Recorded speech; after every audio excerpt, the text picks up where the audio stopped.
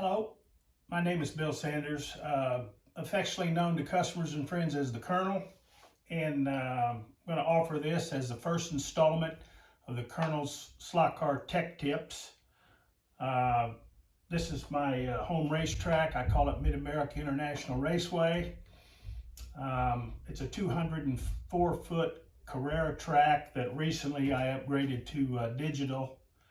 And what I'm going to talk about today is how you build and install a very simple switch box in order to have digital and analog cars run on the same track.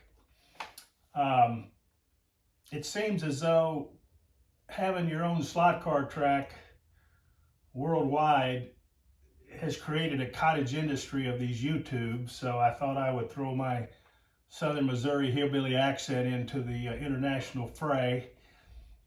And I'm kind of enamored with it because there's so much good information. Some of these fellas from Australia, a couple of these guys from the UK. This Marty Ford, I feel like I know this guy personally, even though I've never met him. Jim Cunningham down in Arkansas, just an encyclopedia of information. So I kind of lost interest a little bit in slot cars, which I've had on and off most of my life, because the kids grew up and I found myself coming down into my motorsport man cave and racing against me most of the time. And you know, with over 100 analog slot cars racing around a 2-lane track by myself, it might as well have been a 1-lane track. So I decided to kind of phase down, sell some cars. We even talked about changing this whole room and putting in a pool table. But then I get on YouTube and get exposed to this Carrera digital, and that has just totally regenerated my interest in the hobby. This digital is so cool. So I put in my digital, and then all of a sudden it exposes a new problem. You got all these analog slot cars that will not run on digital without some modification, which some of them call chips. So I looked into that, and to update all of my fleet of analog cars, $4,000 or $5,000, and that just was not going to work for me. So I checked into some of these hybrid box products that have been developed in the aftermarket. I think this Omi slot box probably is the most robust, and it does some really cool stuff. And then there's one called Axle Box. I think there's one called Tech Slot. I'm sure there's 3 or 4 others, but they're pretty pricey. And one of the things that happens when you switch your track to Carrera digital, which is fairly easy to do, you can use your existing Carrera track, which I've had in here for 10 years, and your control unit will replace one straightaway. And of course you'll have to spend some extra money and put in, your pit lane and your lane change. So, but that aside, it's not that difficult just to make it digital.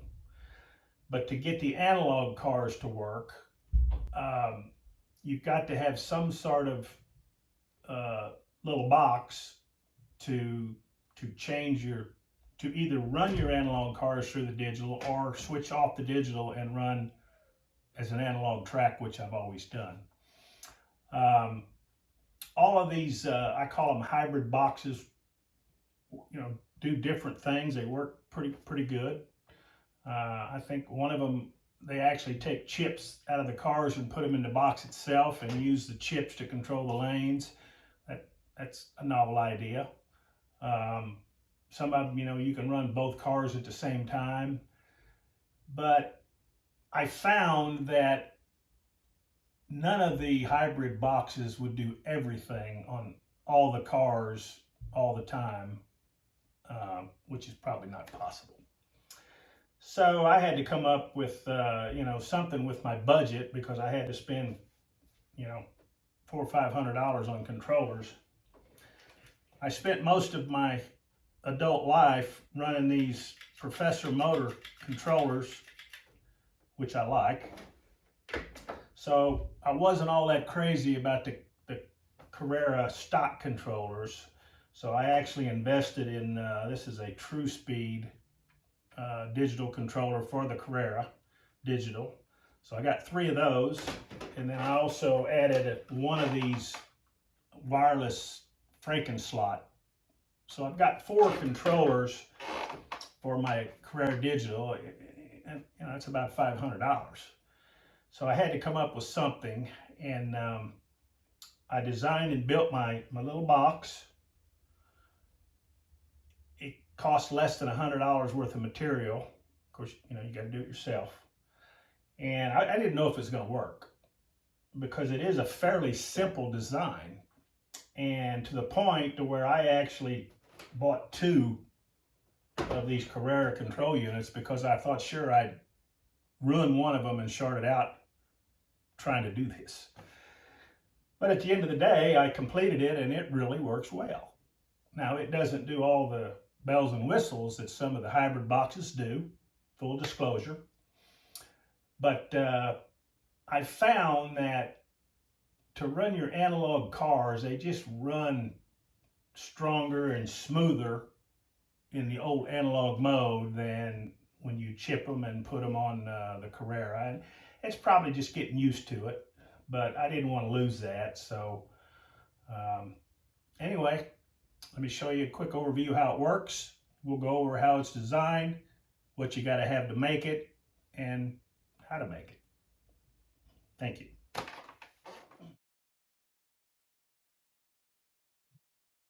Okay, here's your box. Very basic. Voltage on the left, switch on the right. When you switch the toggle up toward digital, it powers your Carrera CU and enables all the functions as if though you just got it out of the box and set it up. When you go back to your box and you switch it into the middle, that basically cuts power to both digital and analog. It's a neutral. And when you switch the down to analog, that sends power to your old analog, in my case, driver stations, or if you had whatever setup you had on your analog, just send your power to that. And that's basically how it works. So now we'll get into how it's designed, what you need to create it, and how you create it. It displays basically all the components that you need to put this together. Uh, you need a project box to use to contain everything. You're going to need some wiring if you don't already have. I'd recommend 14 gauge. You might as well get red and black if you can. Um, and plan on some terminals and maybe some solder. Uh, you need one of those 4 position or 4 post position 3 switches, which is kind of the key to the thing. Uh, I added that round digital volt display to mine. That's not required. You can always read that voltage right off your power supply. But in my case, it's clear down at the other end of the table, so I prefer to have that reading right there where I'm doing things in the center. And it's cheap anyway. And then you need a 5 or 6 amp self-resetting circuit breaker. And I got mine from Professor Motor for about $7. So all told, if you've already got a control unit uh, and power supply, then you're going to spend $75 to $80 uh, on these things, and that's really all you're going to need to put this thing together.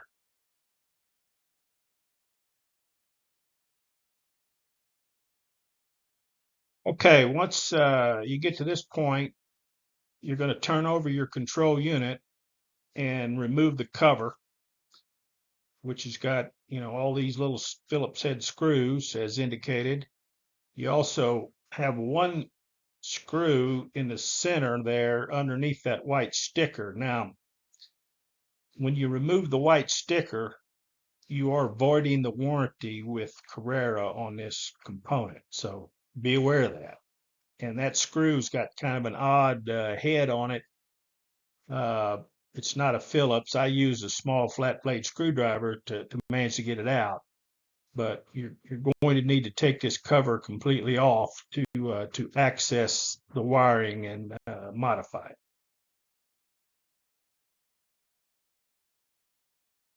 Okay, once you get the back off of your control unit, um, don't be intimidated by all the wires. The only two wires you need to be concerned with, indicated here with the dark blue arrows, are the red and black wire that connect the two lanes together.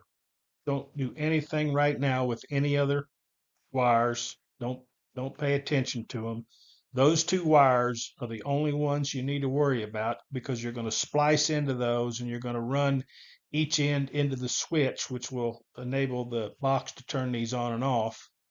And as far as getting the wires to the box, I drilled a hole in the center of the cover and ran these wires out the bottom and through the bottom of the table.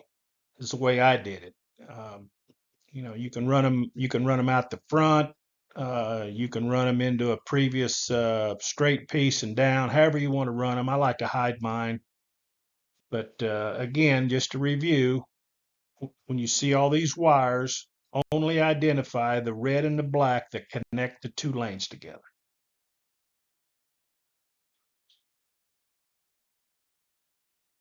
This is just a basic graphic showing how the circuit is wired on your CU with your two lanes in digital mode.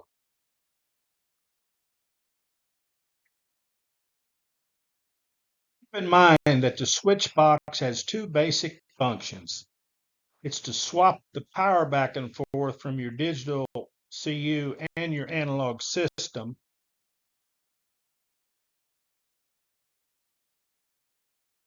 And connect the positive and negative two lanes together when you're in the digital mode.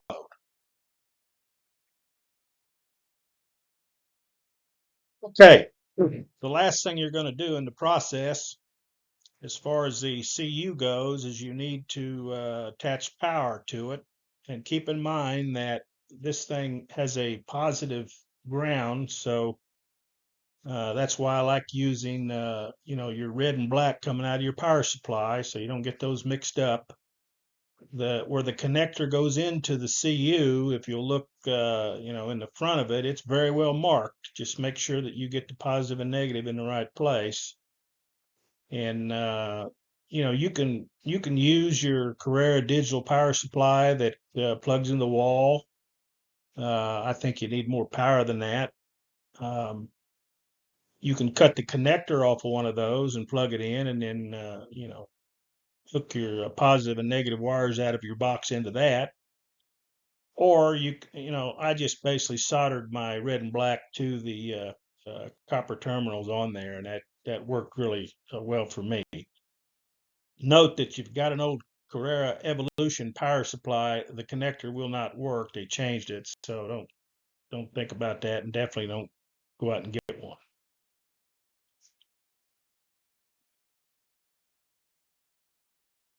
This is a simple illustration of the box itself, pulled up. You'll notice there's three holes drilled into the bottom of this. There's kind of a big hole in the middle where most of the wiring comes in, and then you've got some of the out wiring retracting, going back through the bottom and out to your track lane sources. You'll also see where how the digital voltmeter reading is basically wired in through the hot circuit. And you'll notice also I've got my little fusible link resetter. It's in there. So it all fits in the box, nice and tidy. Once you get her done, be ready to go. There's a basic wiring diagram for the whole setup to set up the system. You'll see the power supply comes in with its you know, positive and negative. It runs through the voltmeter and the self-resetting fuse right into the main power in the middle of that switch. And when you switch, as you see it there, when you switch it to the left towards digital, it sends the power to the control unit. And also, looking down, it connects the it closes the switch and connects your lanes on your digital piece of track together. When you flip the switch to the right, it simply sends the positive and ground to your analog systems, whether they be driver stations or you're still plugging into a regular Carrera Evolution power track. Whatever you're using, that's where they go. You'll notice on the right lower part of that switch, those are not used because you simply have nothing. There's nothing to connect lane-wise uh, on an analog because they are separate. They're not connected. Any questions that you may have on any of this, write them in the comments, shoot me an email. More than happy to help you. I recommend that you get a good digital power supply. One similar to the picture. Here's what I use. I've only got the voltage and amperage display. You don't really need watts, um, which is a calculation you can get just by glancing at the screen. You'll need digital because you need to be exact in your voltage, and you'll be switching your voltage up and down from analog to digital if you want the digital to perform in a similar manner as the analog. It'll need a couple of more volts. I picked this one up for $40. I think you can get them pretty readily available for 40 to 50, and works really well. I also write books. James Herbert Harrison is my pen name, and most about motor racing. So if you're not into books, maybe you have a better half that is. It'll teach them a lot about motor racing, and of course, you've got your villains and you got your romance and you got your racing car wrecks and all that kind of stuff are in the story. So appreciate it. I guess I'm supposed to ask you to subscribe and like this video if you like what some of the content. I'll be coming out with more. My next video, I believe, is going to get into the capabilities of the digital and how the performance of the different cars, analog and digital, and a few that have been chipped from analog, how they perform in relative fashion on the Carrera digital track. So thank you everybody for watching, and look forward to the next time.